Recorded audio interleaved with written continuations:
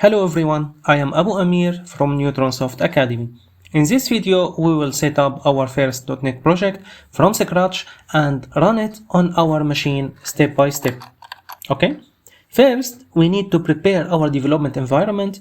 I will be using Visual Studio and we must have the .NET SDK installed on our machine. Okay? If you don't have it yet, download it from Microsoft official website. This is the link, okay? Great. Now let's create our project. First, open Visual Studio and click Create a New Project. After that, you will see several project templates.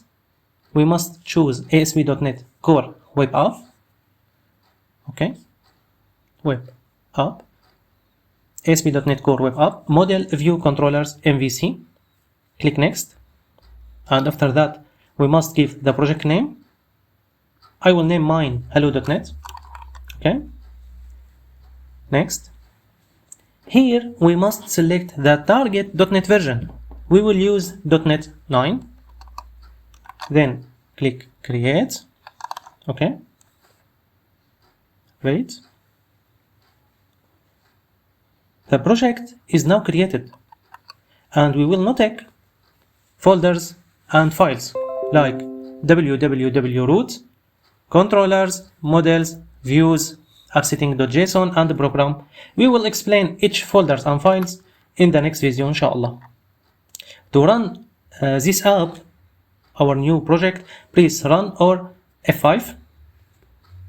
Your browser will open and display the default ASP.NET Core start page, and that's it. So easy. Our first .NET project is running. Great. In the next video, we will dive deeper into the project structure. We will explain what each folders and files means and start building a simple web app step by step, inshallah. This was Abu Ameir from NeutronSoft Academy. If you have any questions, drop them in the comments. We were always here to help. Assalamu alaikum.